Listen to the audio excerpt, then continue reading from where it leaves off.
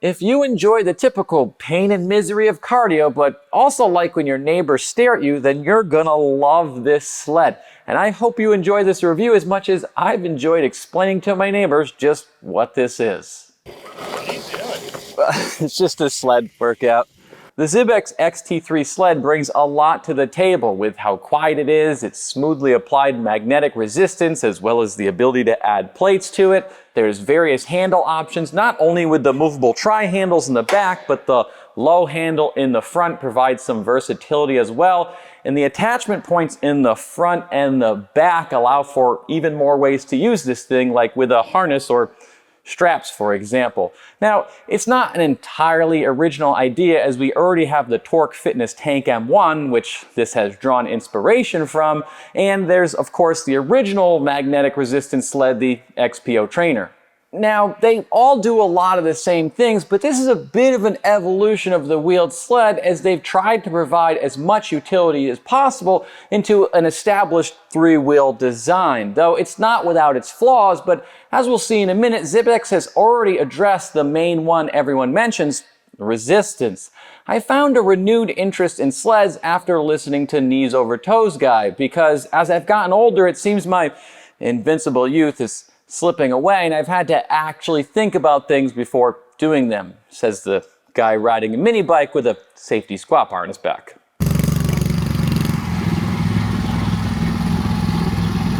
My number one goal when lifting is to keep up with my kids, and that's so I can enjoy every minute I get with them, and so that they don't worry about me like I worry about my parents. So to combat some of the knee discomfort I was noticing during squatting, I started doing some research, and whether I've done the right things or not, I don't know. I'm just some idiot online, but I can say without a doubt my knee pain is gone. I'm not saying that's entirely from this sled. It's from a lot of things, but this is one of the tools I've used to build up knee strength.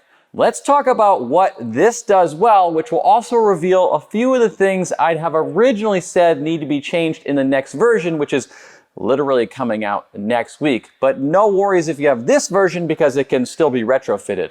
The strength of the Xebex sled is in its versatility, and that's even when up against its main competitor, the Torque M1. Now, they're both three-wheeled sleds, which make them much quieter than a traditional sled, though the resistance is applied through the front wheel rather than through the skis, but they can still be used in many of the same ways. The XT3 has an advantage in versatility over Torque sled, though, because of the attachment points, though we will get to the issue with the front attachment points in a minute. But they add to the utility of it, as well as the fact that this sled can be used as a wheelbarrow, or wheelbarrow as Winnie passionately defends it's called, out of the box, versus the tank, where it's an additional thing you've got to purchase, and then you've got two sets of handles to worry about. There are a lot of ways to work out with this thing, since you can work it from the front or the back, and you can use your favorite harness, or if you're more into ropes or chains, well, the XT3 has you covered, and we don't judge here.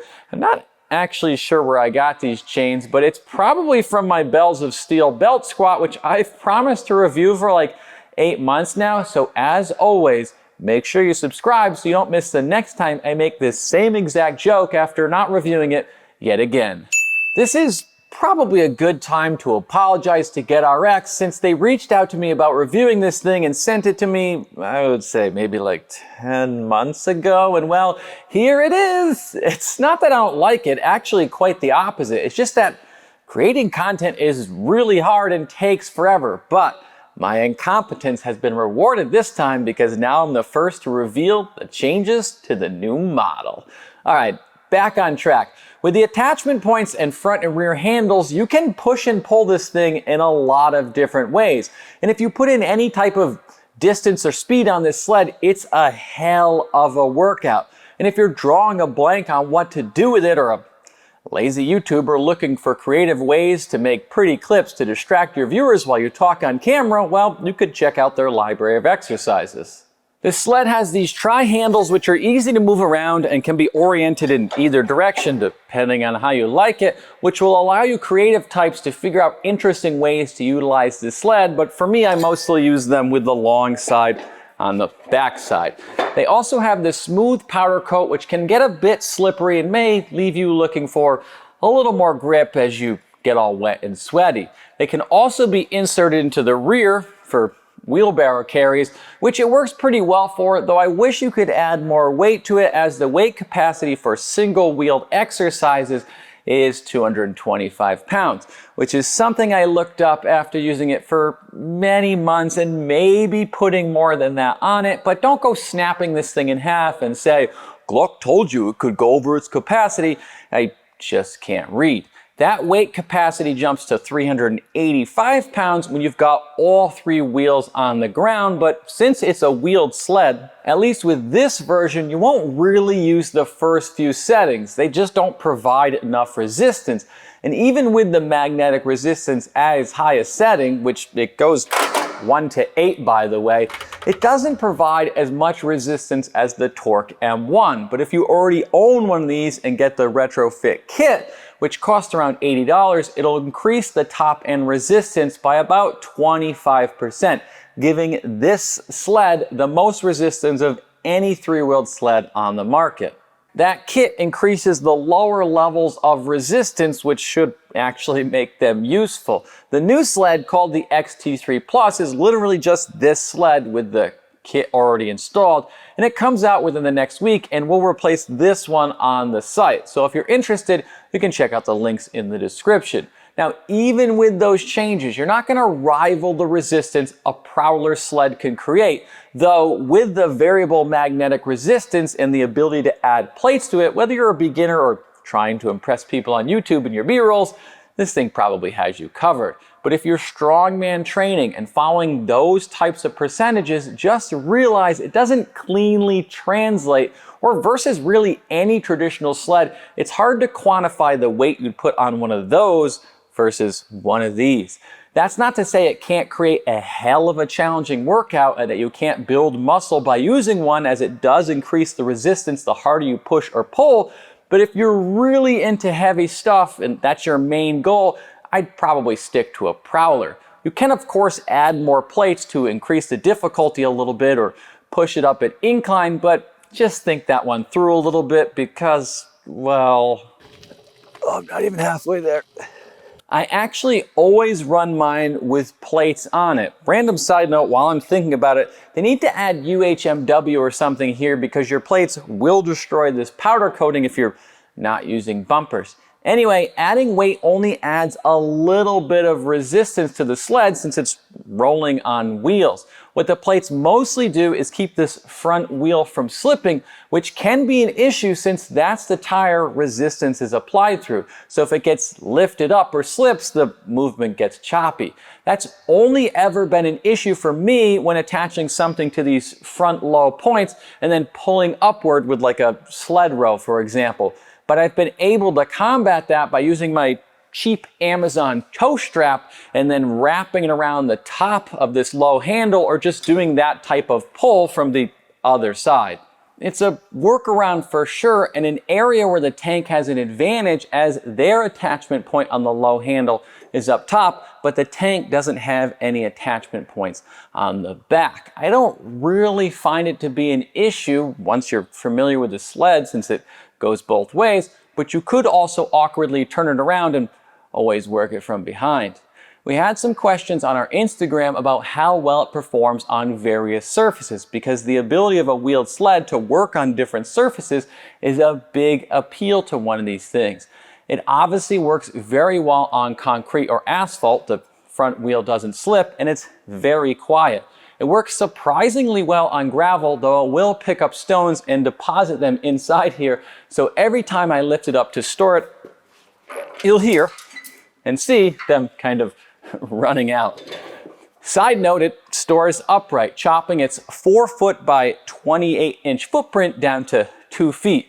And maybe I shouldn't admit this as a reviewer, but I didn't realize it could do that until I had it for a few months. Also, I'm sure gravel and dirt will increase maintenance and probably isn't good for this chain drivetrain, but mine hasn't had any issues yet.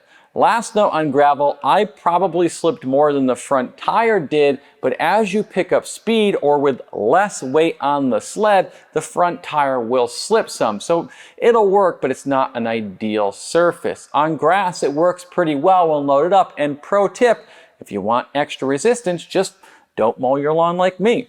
Sure, you'll eventually destroy your grass if you keep using the same path, but that's where I use mine most of the time, and mine has held up well so far. My sled has the optional console, which is a nice upgrade, though it's a bit pricey at $110. It's got a backlit LCD screen that's about 4 inches by 5 inches, which displays your typical metrics like distance, speed, calories burned, and so on, and you can connect it to various apps through Bluetooth or ANT+, and can even program it to do intervals. It's very similar to what you see on a lot of cardio and equipment, and if it doesn't sound like I'm very impressed with it, it's more that I've learned to hate this thing as I watch it mock me as it slowly counts towards the end of my workouts. If you don't get the console, it comes with a phone holder, but I can't really comment on how well it works because I threw mine away because, I mean, as a reviewer, why would I ever need that? Either way, the display rotates 180 degrees so you can view it from the front or the back. And it's an upgrade over the Torque tank because it doesn't have a display. You have to buy their phone clamp. That being said, GetRx needs to tweak the design a little bit because if you don't have the console, these display wires just kind of hang out in the back exposed. Of course, there are cheaper ways to do this because this is by no means a budget sled. Actually, pretty much any traditional sled is cheaper. Hell, you could just pull a bag of sand on grass, but these wheeled sleds do have their advantages. Of course, I should also mention you really need some space to use this because I've got like 28 feet in here and I just don't find it enough. So I basically always use it outside. Price-wise, it's very similar to the Torque Tank M1, though the M1 becomes more expensive as you load it up with options like with their wheelbarrow handles. But the XT3 cost about another $100 to ship to me, whereas Torque includes the shipping in their price. The Xebex XT3 is the more feature-rich of the two, and Torque's has more plastic to it because this enclosure right here on theirs is made of plastic. Not that I really see that as being a problem, but that does keep the Torque's weight down some, which is important since it can be stored on the wall if you purchase their storage system, but it is another added expense, and the tank doesn't store upright like this one does. GetRx does like to run deals though, so you may be able to get this one for a little less, and of course, the XT3 has its own accessories you can purchase for it, like the consoles and their shoulder straps, which I'd recommend over my toe strap because it doesn't really fit your shoulder that well. Originally, I'd have said with a few small tweaks, this thing would be incredible and that it was already pretty good. But the change to the resistance system erases my biggest issue with it. I still think they should move the front attachment point up to the top of the handle, which is something I've learned to work around, but otherwise I'm very happy with this thing. It's made in Taiwan, and with its mostly steel construction, I can see why they've given it a 10-year frame warranty, though the parts and console are only a 1-year warranty. But based on how simple and well made it is, I expect it'll last quite a while. As to if I think it's better than the M1, I'd have originally said they were pretty even, with the tank's powder coating and maybe build quality being a little bit nicer, but that resistance change really pushes me a little bit more towards this one. If you enjoyed this video and want to see more from Xebex and GetRx, make sure you subscribe because we're reviewing their FID AB2 adjustable bench and other equipment in the future. Like and comment to help boost us on the algorithm. Thanks for watching. I'll see you next week.